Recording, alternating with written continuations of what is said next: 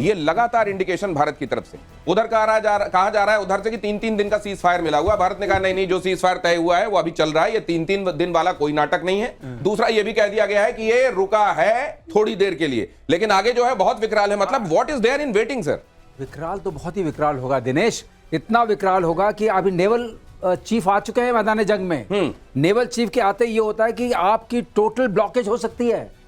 अगर कराची से करना शुरू किया साउथ से, हाँ। तब तो इनके पास कुछ भी नहीं बचेगा।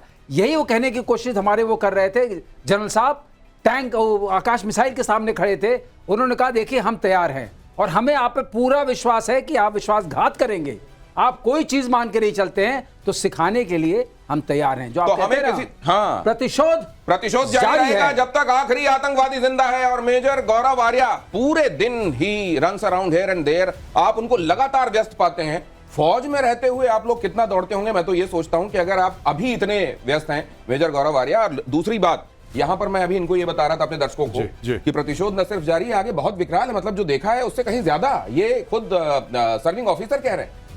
देखिए मैं आपको दो बातें बताता हूं जो सर ने अभी बताया ना, नेवी वाला। बात यह है कि कन्वेंशनल जो सुपीरियरिटी है भारत की आर्मी नेवी एयरफोर्स में, तीनों में बहुत ज्यादा है, लेकिन ये इतनी विजिबल नहीं है जितनी कि नेवी में विजिबल है, राइट? अगर आर्मी एक्शन करती है, नो डाउट हमारी फौज जो है, लैंड फोर्सेस उनसे बहुत ज्यादा तगड़ी है, पहली बात। दूसरी चीज ये, एयर पावर भी हमारा उनसे बहुत ज्यादा सुपीरियर है, लेकिन ये जो सुपीरियरिटी का गैप है नेवी में बहुत ज्यादा नजर आता है। Whether you talk about nuclear submarines, aircraft carriers, आपके डिस्ट्रॉयर्स हैं, आपके पास जो प्लेटफॉर्म्स हैं वहां पे, ये इतने फिनोमिनल हैं कि पाकिस्तान ने कभी कुछ देखा नहीं है ऐसा, देखा नहीं है ऐसा। तो अगर नेवी का इन्वॉल्वमेंट होता है फिर राम नाम सत्य है। अगर नेवी इन्वॉल्व हो गई तो इस बार हर हर महादेव जो हमेशा कहते हैं वो नहीं, बल्कि इस बार कह रहे हैं राम नाम सत्य है। तैयारी क्या इस बात की हो रही है, नेवी की सुपीरियरिटी बाकी दोनों विंग्स के मुकाबले और ज्यादा है। वो तो है ही सुपीरियर। ये खास खबर देखिए, पाकिस्तान के टारगेट पर था गोल्डन टेंपल। पाकिस्तानी सेना ने गोल्डन टेंपल पर ये पता नहीं क्या कराना चाह रहे थे इस बार। ये वैष्णो देवी को टारगेट बनाना चाह रहे थे, ये गोल्डन टेंपल को टारगेट बनाना चाह रहे थे। ड्रोन और मिसाइलें दोनों दागी गई। एयर डिफेंस सिस्टम ने हमला नाकाम किया, पाकिस्तानी मिसाइलों और ड्रोन्स को मार गिराया। कैप्टन कर्नल शैलेंद्र, मैं आपके पास आऊं उससे पहले ये खबर आज पूरे दिन से चल रही है। ये मुझको लग रहा है सिर्फ ऐसा नहीं है कि पूजा की जगहों को ये निशाना बनाना चाह रहे थे, ये चाह रहे थे कि इसके जरिए भारत के समाज में रिफ्ट ला सकें। देखिए ये कोई नई बात नहीं दिनेश, मैं आपको एक और बात बताता हूं, बहुत अहम बात है, मैं चाहता हूं दर्शक सुने इसको ध्यान से। जब भी आप देखते हैं कि खालिस्तानी विदेशों में ये जाके अटैक करते हैं हमारे मंदिर, आपने यूके में सुना, आपने ऑस्ट्रेलिया में सुना, आपने देखा कितनी जगह ये दुनिया भर में मंदिरों पे अटैक करते हैं। इनका क्या मकसद है मंदिरों में अटैक करने का, इनको क्या फायदा है? आज मैं आपको बताता हूं। ये चाहते हैं कि भारत में बैकलैश हो, ये चाहते हैं कि भारत में कुछ लोग जाएं और जवाबी कार्रवाई करें। ये चाहते हैं कि भगवान ना करे, मैं कह रहा हूं 100 बार भगवान ना करे, गुरुद्वारा साहब पे कोई जाके अटैक। ये चाहते हैं खालिस्तानी, और इनको हमने विफल कर दिया, हमने इनको फेल कर दिया। ये हिंदू और सिख के बीच में जो भाईचारा था वो बना रहा, कोई खालिस्तानी माई का लाल इसको कुछ खरोच नहीं ला सकता। दूसरी चीज, जब धर्म पूछ के मारा, इनका क्या मतलब था? इनका सिर्फ यह मतलब था कि हिंदू मुस्लिम में फसाद हो, वो भी इनका पाकिस्तानियों का मंसूबा फेल करवा दिया। ये जो चीजें हैं कि हम, अच्छा इसमें पता है खालिस्तानी भी इन्वॉल्व है, जो आप कह रहे हैं गोल्डन टेंपल वाली बात, कि आप ऐसा करोगे, आप वहां से मिसाइल मारोगे, अगर ये ना पकड़ पाए मिसाइल, अगर एडी एफर्ट उसको ड्रॉप नहीं कर पाया, फिर उसके बाद हम लोग ऐसा करेंगे कि ये दंगे फसाद, ये सारा का सारा कम्युनल। आपने आसिम मुनीर की स्पीच नहीं सुनी? बिल्कुल, it was a purely communal speech, it was a purely communal speech. ये भारत में जितने भी धर्म है, हिंदू मुस्लिम सिख ईसाई, इनके बीच में फसाद करवाने की साजिश है। तो सोचिए ये कितना षड्यंत्रकारी दिमाग है। और आगे मैं आपको ले चलूं, मेजर जनरल शेषाद्री क्या कह रहे हैं वो जरा सुन लीजिए। 8 मई की सुबह को अंधेरे में पाक ने अनुमान अनुसार ड्रोन और मिसाइल के जरिए से सभी सैन्य एवं सिविल ठिकानों पे और खास तौर पे गोल्डन टेंपल पे भारी तादाद से ड्रोन का हमला किया। क्योंकि हम इसके लिए तैयार थे, तो भारतीय सेना के आर्मी एयर डिफेंस के सतर्क और सशक्त योद्धाओं ने पाकिस्तान के नापाक इरादों को पूरी तरीके से ध्वस्त करते हुए ड्रोन और मिसाइल हमले को पूरी तरह से विफल कर दिया। सेना जो बता सकती है, खासतौर से तब जब ऑफिसर सर्व कर रहे हैं, वो इशारा कर दिया गया। लेकिन इसकी मेगा डिजाइन क्या थी, इनका बड़ा दुष्चक्र क्या था, षड्यंत्र क्या था, वो आपके सामने है। कर्नल साहब, ये तो मतलब भारत ने कई हिस्सों पर कई लड़ाइयां लड़ी हैं, जो सामने आ रही हैं, जो दिख रही हैं वो भी, जो नहीं दिख रही हैं वो भी। जय हिंद, नमस्कार। दिनेश, मैं आपको एक बात बताऊं, आपने वो जो नेवी वाला पार्ट बोला ना, वो इग्नोर हो गया एक्चुअली, ओके। क्योंकि गौरव ने बड़े अच्छे से बताया वहां कंपैरिजन ही नहीं है। हाँ। लेकिन फिर भी उसके बावजूद नेवल चीफ जो प्राइम मिनिस्टर को मिलने गए थे, हाँ। वो एक्चुअली अपना प्रोटेस्ट दर्ज करने गए थे हाँ। कि पिछले 2 बार भी सर हमें मौका नहीं मिला, इस बार एक मौका ऐसा मिलना चाहिए हाँ। कि दुनिया में, पाकिस्तान में ये चीज बिल्कुल अंदर इनग्रेन्ड हो जाए कि अगर नेवी उतर गई तो इसके बाद वो जो राम नाम सत्य है ना, मेरे ख्याल उसकी भी गुंजाइश नहीं पड़ेगी। You will vanish. As far as I am concerned, naval chief इस समय बहुत गुस्से में होंगे कि मुझे मौका क्यों नहीं दिया जा रहा, क्यों नहीं इंडियन नेवी को वो रुतबा मिल रहा जिसकी वो हकदार है। वो अपने आप में नेवी क्या कर सकती है ये मुझे पता है। जो दिखेगा नहीं वो बिकेगा कैसे, दिखाना है इस समय ये कि ना केवल हमारी आर्मी, एयरफोर्स अपने आप में काबिल तारीफ है, नेवी का भी जो अपना रुतबा है बिल्कुल अलग है तो और एक अलग लड़ाई लड़ सकते हैं। मेजर आर्या पहले कह चुके हैं कि अब नेवी का कंट्रीब्यूशन बाकी है और मुझको लगता है वही आगे दिखाई देने वाला है। पाकिस्तान की मिसाइल शाहीन पर बड़ा खुलासा देखिए, जंगी टेस्ट में बुरी तरह से विफल शाहीन। नाम लिख लेते हैं ये बड़े बड़े, ये उनके मुताबिक एक बड़ा ऐसा फॉर्मिडेबल किस्म का नाम उन्होंने चुना था, शाहीन मिसाइल। लेकिन उसका हाल क्या हुआ देख लीजिए। पाकिस्तान ने शाहीन से किया था भारत पर अटैक, नूर खान एयरबेस से किया गया था ये अटैक, और शाहीन के वॉरहेड में, ये कन्वेंशनल वॉरहेड था, न्यूक नहीं था, हवा में ही इसको फुस कर दिया गया। पाकिस्तान की सबसे ताकतवर मिसाइलों में से एक मानी जाती है शाहीन। नाम बड़े और दर्शन छोटे, मेजर गौरव। शाहीन मतलब ईगल होता है, हाँ। उसका नाम कबूतर रखना चाहिए। ये पता नहीं कहाँ शाहीन वाइन, ये सारा का सारा चीनी माल है। हम डिस्कस कर चुके हैं आपकी शो में जी, सारा इनका चीनी माल है। और ये सिर्फ जैसा मैंने पहले बताया था, चाइना से मिसाइल लेते हैं, थोड़ा सा उसमें लिपस्टिक, काजल, नेल पॉलिश लगा के उसको टचअप वचअप करके, पेंट पॉलिश करके, जब शाहीन, गौरी, गजनवी, बाबर, फलाना, ढिमका, पता नहीं क्या चक्कर है इनका। और ये ऐसी मिसाइल इनकी फेल हो जाती है क्योंकि अच्छा, इसमें से 90% ऐसी मिसाइल जो चाइना खुद यूज नहीं करता।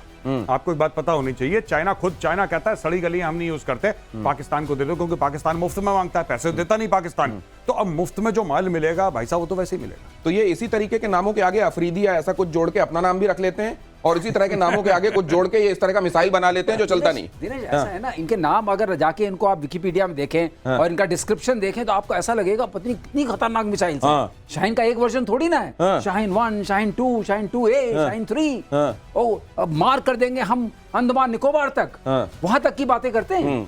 लेकिन जो कहा, सारी लाइफ एक्सपायर्ड मिसाइल्स इनको दे दी गई हैं। वॉरहेड लाइफ एक्सपायर्ड है, प्रोपेलेंट्स लाइफ एक्सपायर्ड है, बूस्टर्स लाइफ एक्सपायर्ड है, इलेक्ट्रॉनिक्स तो चलता नहीं है। तो इनको मारने में कोई दिक्कत नहीं हुई। मैं आपको बता दूं, इनको आकाश ने ही मार दिया। कहने को ये कोई सुपरसोनिक है, कोई सबसोनिक है, तरह तरह के हैं, और इतना नाम ऐसा फैला हुआ है, ऐसे कहते हैं ना, ये देखिए बात का आतंक, बात का आतंक, काम में कुछ नहीं। ये बतौलेबाजी बहुत काम नहीं आती है। बड़े बड़े नाम ये देख लीजिए, ब्रह्मोस एक नाम ऐसा जो वहां पर तबाही मचाकर आ गया और वहां की शाहीन की धज्जियां उड़ गई। जंगी टेस्ट में चीन के हथियार कंप्लीटली फेल दिखाई दिए। एयर डिफेंस सिस्टम से मिसाइल तक तमाम जो इनके पास जितनी चीजें थी, अच्छी बात यह है कि सब कुछ इन्होंने सामने रख दिया। कुछ ऐसा नहीं है जब इनके पास, और कहते हैं दबी जुबान की न्यूक की भी हकीकत सामने आ गई है। चाइनीज फाइटर जेट भी तबाह हो गए हैं और पाकिस्तान ने किया था चीनी हथियार का इस्तेमाल। 82% हथियार, 82%। देखिए इनका ये कितने आत्मनिर्भर हैं, कितने सेल्फ रिलायंट हैं, ये भी देख लीजिए। 82% हथियार चीन से मंगाए जाते हैं पाकिस्तान में, और जब वो मंगाए जाते हैं और टाइम आता है तो वो कैसे साबित होते हैं ये भी आप देख लीजिए। ये कर्नल साहब, ये इनको भी पता होगा कि हमारी जो बंद मुट्ठी है जिस दिन खुलेगी 2 कौड़ी की हो जाएगी, लेकिन उसके बावजूद ये मुट्ठियां खोलते क्यों हैं? देखिए, चाइनीज इक्विपमेंट को कभी भी अंडर एस्टिमेट मत करिएगा। ऑन अ सीरियस नोट, ज़्यादा बड़ी बात यह है कि वो बड़े रिलायबली, इसीलिए बोला जाता है कि चाइनीज मटेरियल मत खरीदो।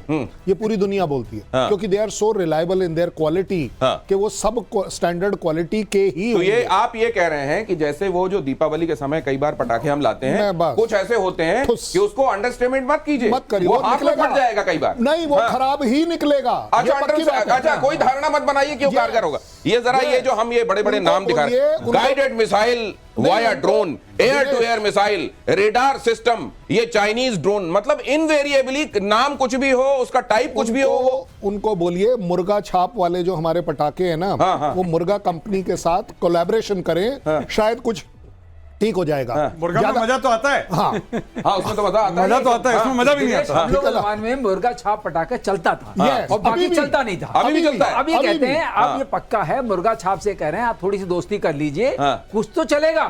कुछ तो चलेगा। कम से कम हमारे पटाखे बनाने वालों से कुछ आप संपर्क कर लीजिए, कुछ ऐसा लीजिए, कम से कम आवाज तो आए उसमें। चीन के सारे एयर डिफेंस सिस्टम फेल हो गए हैं। नाम इनके भी देखिए, HQ9, पता नहीं कौन सा हेडक्वार्टर 9 टाइप का, HQ9, HQ16, LY-80, ये नाम देखिए जरा। उसी तरह से शाहीन जैसे आप सुन रहे हैं, सबके सब विफल। भारतीय मिसाइलों को नहीं कर पाया इंटरसेप्ट। ADS को चकमा देकर रणनीतिक ठिकानों पर अटैक किया गया। चीनी नागरिकों ने सोशल मीडिया पर आलोचना की और पाकिस्तान की संचालन क्षमता पर सवाल उठा दिए। कह दिया कि भाई साहब ये सही से माचिस जला के वहां बत्ती पे, जहां बत्ती निकली रहती है पटाखे, वहां लगा नहीं रहे, इसलिए फूट नहीं रहा है। सील गए होंगे, हो सकता है इन्होंने कहीं ऐसी जगह रख दिया जहां डैम्प हो। भाई साहब ये बहाने क्यों बना रहे हो? हालांकि ये कहा जाता है मेजर गौरव जी। कि अब ग्रेजुअली चाइना, जिसको ये कहा जाता था कि रिवर्स इंजीनियरिंग का मास्टर है, जी। अब उसने अपनी इंजीनियरिंग को बहुत आगे बढ़ा लिया और इसीलिए दुनिया भर में जो आईपीज हैं जी। वो आईपी अब चाइना के भी बहुत काउंट होने लगे हैं। जी। लेकिन क्या ये इनकी पोल नहीं खोल रहा है कि इनकी आईपी भी बड़ा सवालों के घेरे में होगी? नहीं, दो चीजें मैं आपको बताता हूं। जो माल मिलता है ना चाइना में, बहुत अच्छी क्वालिटी का भी माल मिलता है। जैसे कि एप्पल आईफोन है, वो चाइना में पहले, अब इंडिया में भी बनना शुरू हो गया। लेकिन चाइना, देखिए चाइना जो एक्सपायरी डेट की चीजें, जो सर बता रहे थे अभी, दैट इज एक्चुअली, अब पाकिस्तान मोटे पैसे तो दे नहीं सकता चाइना को। पाकिस्तान क्या देगा जब चाइना हथियार बेचेगा? ये ड्रैगन शेर कुत्ता जो भी बना रखा है स्क्रीन में, जब ये इतने भारी भरकम हथियार बेचेगा तो भारी भरकम पैसा मांगेगा। पैसा है नहीं उसके पास, तो हर एक चीज की मियाद होती है। आप कभी सॉस की बोतल लेते हैं, सबसे पहले आप ये देखते हैं कि भाई एक्सपायरी तो नहीं हो गई है। एक्सपायरी अगर हो गई है तो चाइना वही चीज करता है कि जो एम्यूनेशन या जो प्लेटफॉर्म एक्सपायर होने वाला होता है या होने के बिल्कुल नजदीक होता है, वो बेच देता है। नहीं तो आप ये बताइए ना, एक तो जो है ये पहुंचते हैं साप्ताहिक, जो वीकली मार्केट लगता है ना कई जगहों पर, सप्ताह में एक दिन, मंगल बाजार, बुध बाजार, शनि बाजार, और वहां जब 5 रुपए के सारे बैंगन ले जाओ, 5 रुपए की सारे खीरे ले जाओ वाला जब बाजार पहुंच जाता है, तब ये खरीद के लाते हैं। और खरीद के भी क्या लाते हैं, उनको दे दिया जाता है, कहते हैं अगले मार्केट हम 5 रुपए आपको दे देंगे। उधार में ही चल रहा है, आज तक उधार किसी का दिया नहीं, तो भाई साहब ऐसे ही मिलेगा ना माल। चीन की मिसाइल भी खुद साबित हुई, एयर टू एयर मिसाइल बीच में ही fail, air to surface missile भी बुरी तरह। अरे air to air, air to surface, ये जो नाम आप सुनते हैं, ये जो मिलिट्री लिंगो आप सुनते हैं, अरे भाई है तो वही बना हुआ ना आपके पास, कुछ भी चलाएं आप, लक्ष्य को भेदे बगैर ध्वस्त हो गई इनकी मिसाइलें। अब ये जो इस बार ये हम सामने दिखा भी रहे हैं, खासतौर से PL-15 भारत में पड़ी हुई मिली खेत के किसानों को।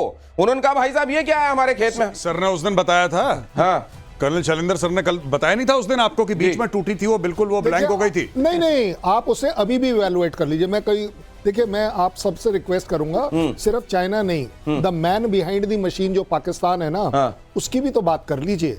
जो चीज चलानी नहीं आई, वो जो मिली थी, उसमें आपने देखा फर्क क्या था? उसके आगे फ्यूज नहीं था।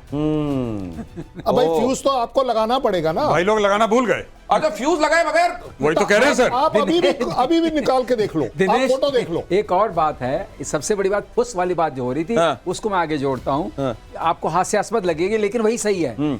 मिसाइल में जो भरा हुआ था प्रोपेलेंट और बूस्टर होता है, उसका प्रोपेलेंट होता है, उसको लेके जाता है। उसकी पता नहीं क्या स्टेज थी कि वो बीच ही मिसाइल गिर गई। सर अब ये इसकी एश्योर्ड रेंज 150 किलोमीटर है, एयर टू एयर। ये तो रास्ते में पकड़ी गई और इसके दम पे ये रफाल की बात है। तो सर मैं दूसरी बात जानना चाह रहा हूं, इसमें ये भी कहा जा रहा है कि इसका डेटा मंगाया जा रहा है। अब इसका डेटा, ये जब मिसाइल निकलती है शायद कहीं पर कंजर्व होता है और वो डेटा मांगा जा रहा है। इससे क्या पता चलेगा कि ये मिसाइल कहां से निकली, किधर जा रही थी? मैं इस फील्ड में बहुत रहा हूं, मुझे बूस्टर, प्रोपेलेंट्स और रॉकेटरी का बड़ा अंदाजा है। मैं आपको बता रहा हूं, इसका प्रोपेलेंट जो है खत्म हो गया।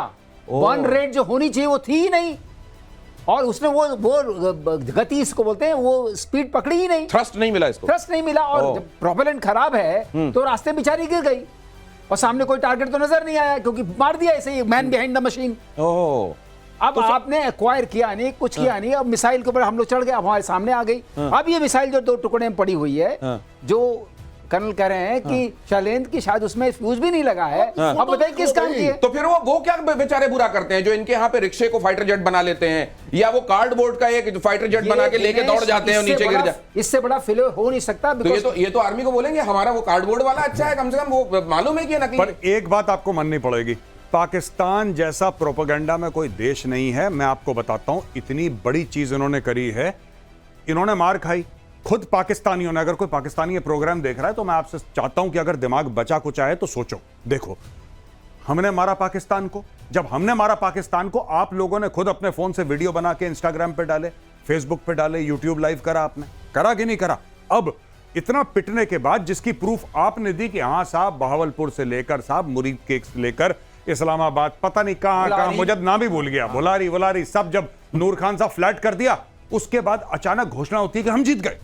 अच्छा, कोई उसका स्टेप 1 स्टेप 2 नहीं, सीधा जीत गए। बच्चा पैदा हुआ, अरे इसको पीएचडी मिल गया, कल पैदा हुआ था बच्चा, आज पीएचडी हो गया। वो डॉक्टर अपने नाम के सामने डॉक्टर लिखेगा बच्चा, वो पीएचडी हो। अब मुझे यही समझ में नहीं आ रहा इसका लॉजिक क्या है। आप खुद देखिए ना दिनेश, जब हम थे स्टूडियो में उस दिन और हम सारे लोग थे तो वहां पे बड़ी बड़े स्क्रीन पे दिखा रहे थे और पाकिस्तानी खुद कह रहे थे या अल्लाह ये देखो ये मिसाइल गई इंडिया की। वो लाइव दिखा रहा है, वो फोटो खींच रहा है, वीडियो बना रहा है, वो कह रहा है ये मिसाइल गई, ये लोग मार दिए, ये लोग मार दिया, हाहाकार हो रहा है। अचानक एक दिन ऐसा होता है कि ये जीत गए। अच्छा, सबसे बढ़िया बात ये देखना, भी छुट्टी डिक्लेयर करेंगे एक दिन, आप देख लेना,